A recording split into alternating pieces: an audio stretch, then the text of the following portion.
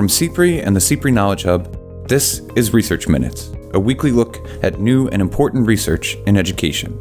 Today, we look at gifted services, programs and supports offered by schools to students with exceptional talents or abilities.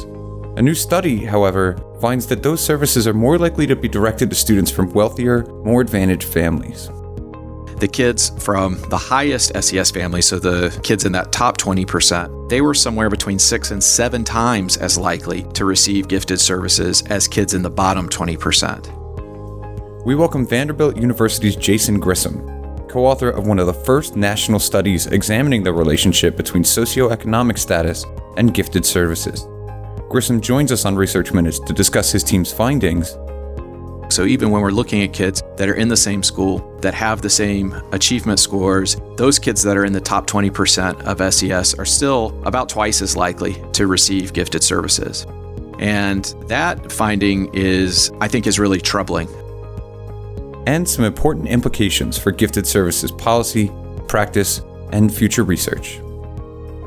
I think this is a complicated problem, which will probably require taking multiple tacks or having multiple strategies to really be able to address. That's right now on Research Minutes.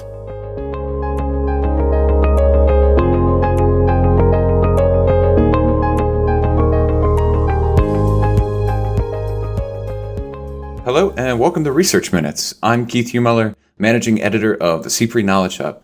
Today, we have the pleasure of speaking with Jason Grissom, Associate Professor with the Peabody College of Education and Human Development at Vanderbilt University. Welcome back to the podcast, Jason. Thanks for having me.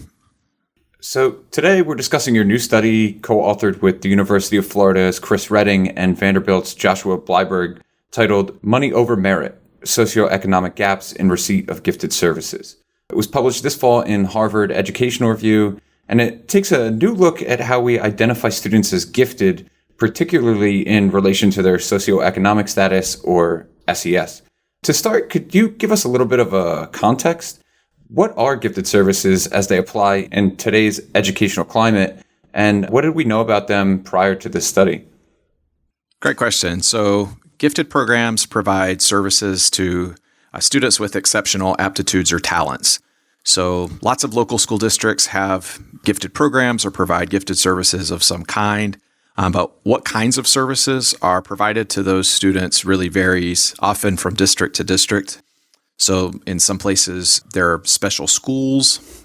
In other places, the gifted services take the forms of pullouts, where students are pulled out of general education classrooms for some portion of the school day or maybe a few times during the week to receive some enrichment services. In other districts, it might just be enrichment that takes place within the general classroom environment.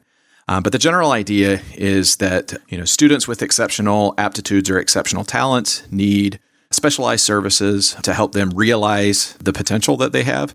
And so schools and districts have usually use gifted programs as a strategy to try to help them meet that potential.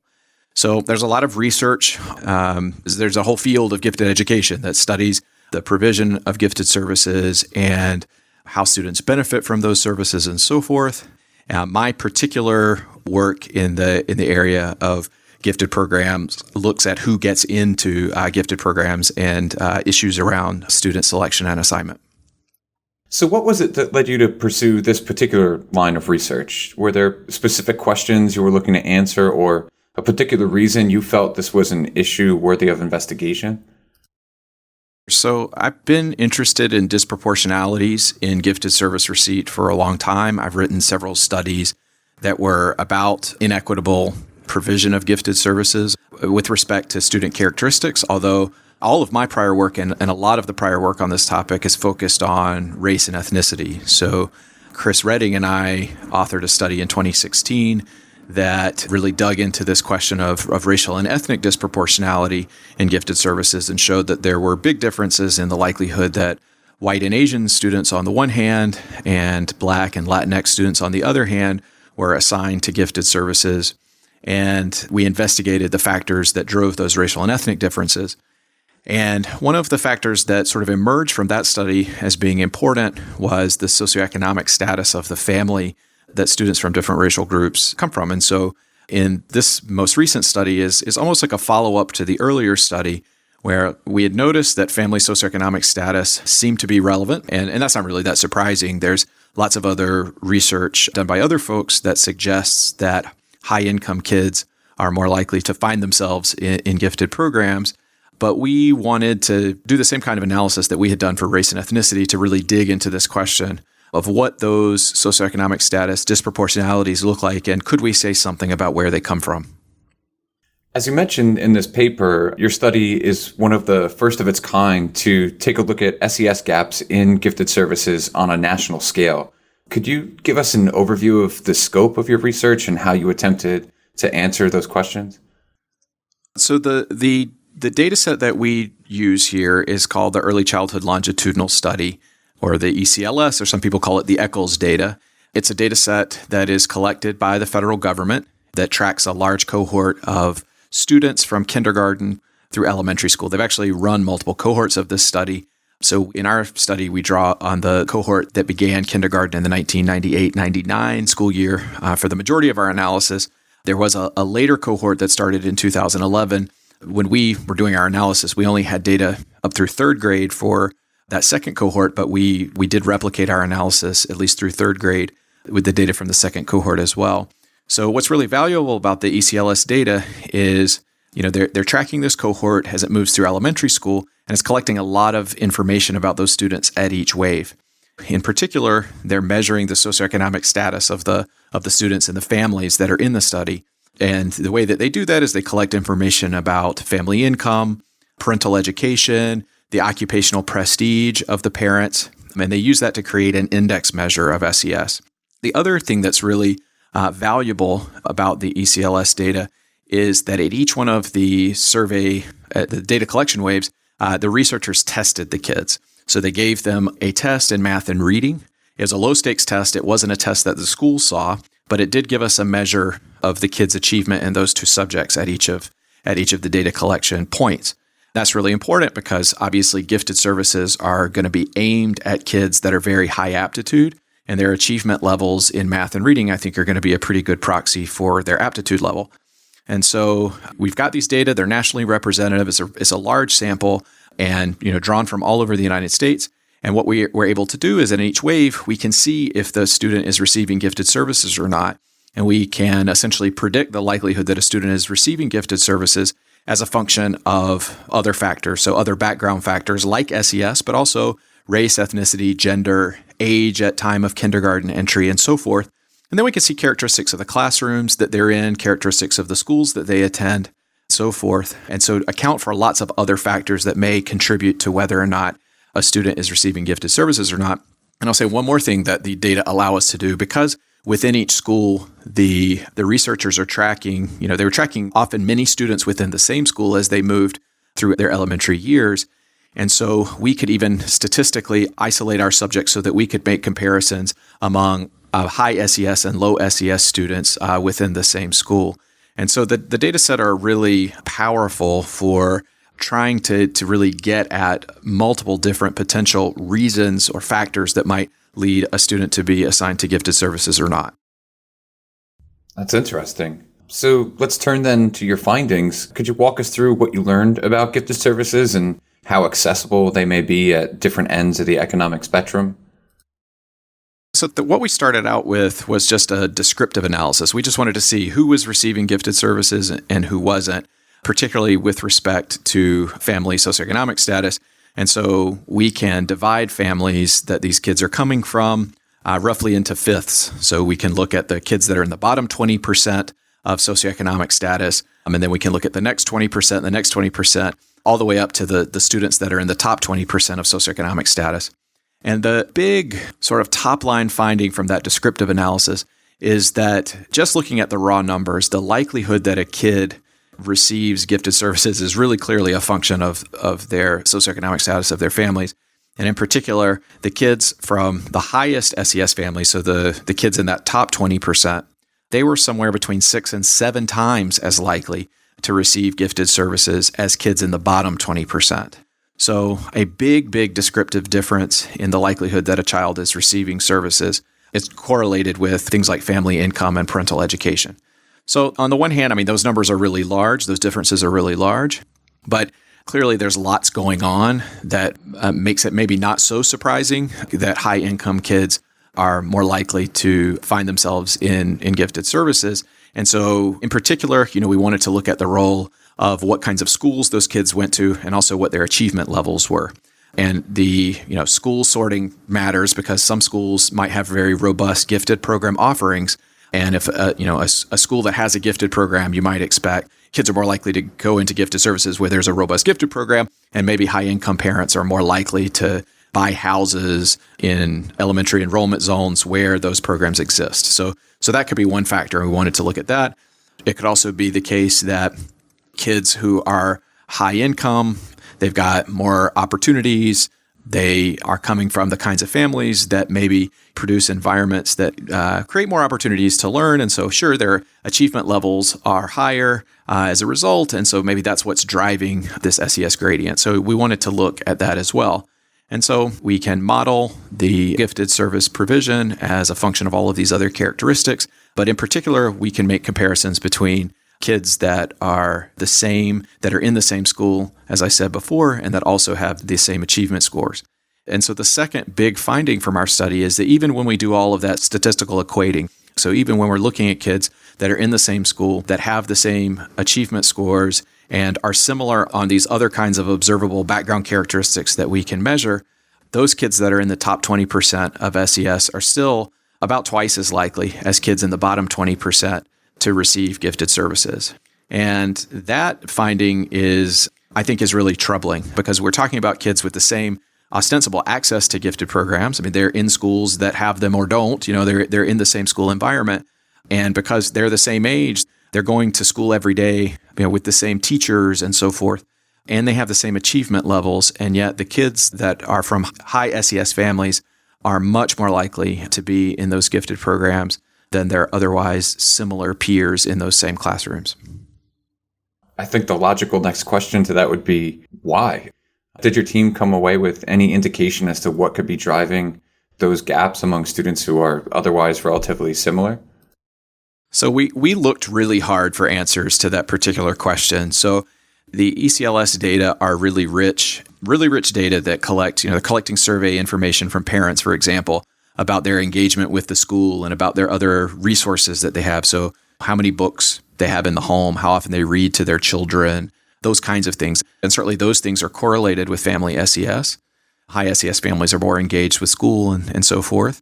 I mean, we thought that might help us explain this relationship between SES and gifted service receipt, but it really didn't. We sort of combed the data for different kinds of potential explanations like this, and we really couldn't nail much down. And that was a disappointment to us. I think that what we're facing here is that despite the richness of the data, we didn't have the data that you'd really need to be able to ferret out what's driving this gifted SES relationship, because what we can't observe are things like parental advocacy for parents going to school and saying, I think my child might be gifted. They're not indicators of that in the data. They're not opportunities for us to observe, has the parent sent the child to a private psychologist to give that child maybe a differential opportunity to be identified as gifted through a non-schooling route, and so forth. So there are these other likely mechanisms that have been documented in other work, and qualitative work, investigating how high SES families engage in the process of having their kids identified that we just don't have data on in the ECLS, despite how good those data are. So I think this is a big, important area for folks to dig into in the future, maybe with different data, to try to understand these underlying mechanisms a little bit better. It certainly does sound like a realm for future research, which I did want to ask you about in a second. But first, I'm curious to know what you think the implications are here, either for education policy, for practice, or for school leaders who are hoping to mitigate or somehow address these kinds of gaps in their own schools. Yeah, so the question you're asking here is, well, there are these big disproportionalities, but how do we fix them? And, I think to answer the question, you really need to know the mechanisms, and we have some sense of the mechanisms from other work. And as I just said, we really want to try to dig into that more. But I think there's still a few options on the table. I think for school leaders, other district folks that might be thinking about how to address disproportionalities, what are some of those good options? So I think one that has a lot of promise is what we call universal screening. The idea of universal screening is that we give an assessment to all kids. So we take discretion out of the process, either teacher discretion out of the process or parent discretion out of the process, by essentially giving everyone some kind of assessment that can be part of a gifted evaluation process. So if the mechanism here is maybe teachers are more likely to see signs of giftedness in high SES students, or parents of high SES students are more likely to advocate on their students' behalf. If those are the mechanisms that are driving it, parental discretion or teacher discretion, universal screening is a way to take discretion out. Okay, so give every child equal likelihood of being identified. In the absence of being able to do universal screening, which some districts have experimented with and then abandoned because it can be expensive, there are other steps that can be taken. So teachers maybe could be trained on markers of giftedness in low SES kids, for example. Or we could experiment with changing the criteria. So there is some concern among gifted scholars that the assessments that we use to identify kids as gifted have biases baked into them, biases that give advantages to high SES kids. And either we want to take a hard look at those tests and see if those are the right ones, or maybe we want to supplement or augment those tests with other criteria that maybe would help to level out the advantages that high SES kids get. Now, I think there's a caution there, because I think it's generally probably a good idea to think about using multiple criteria to identify kids as gifted. But I think often the additional criteria that we use, which might be things like demonstrated creativity or leadership, those criteria might also be places where high SES kids are going to have advantages as well, because they may have access to enrichment activities, extracurricular activities that low SES kids don't have. So, it's not very satisfying, but all of that is to say I think this is a complicated problem, which will probably require taking multiple tacks or having multiple strategies to really be able to address. And my last question, which you kind of answered a little bit already, but what do you think are the opportunities here for future research, either for your team or others who are interested in this realm of gifted services? So I think there's two big opportunities, and I've alluded to both of them already. So one is understanding the mechanisms better, and it's pretty clear in our data that high SES kids have advantages here, but we don't know very much about, at least from our work, though we have some hints from other work about where specifically those advantages come from. And so is this primarily driven by differences in what parents are doing, or differences in what teachers are doing, or other processes in the school? And the answer to that question might vary a bit from place to place, but I think understanding those mechanisms is really important for research. It's also really important for policy, because obviously having a good handle on those mechanisms is going to be important for identifying what solutions to the problem are most appropriate. And the second area is investigating those solutions. So I think there are school districts around the country that increasingly are trying to get serious about the issue of disproportionality in gifted services, be those racial and ethnic, or income, or differences between English language learners and non-English language learners, and so forth. And so I think researchers really looking at those opportunities to look at what districts are doing locally to try to ameliorate those differences, and learning about what's successful, where it's successful, in what contexts, is really valuable for the growing number of districts that I think are trying to find solutions to this particular problem. Well, this is incredible work, Jason, and I encourage all of our listeners to read the full article. Again, it's titled Money Over Merit, Socioeconomic Gaps in Receipt of Gifted Services, and it's been published in the fall 2019 issue of Harvard Educational Review. Jason Grissom, thanks so much for joining us today. Oh, I really enjoyed it. Thanks for having me. Thanks for listening to this week's Research Minutes, presented by the CPRE Knowledge Hub. For more episodes of this podcast, or to subscribe to the series, visit us at researchminutes.org. To let us know what you think about this episode, or to suggest future topics, follow us on Twitter at CPRE Hub. That's CPRE Hub.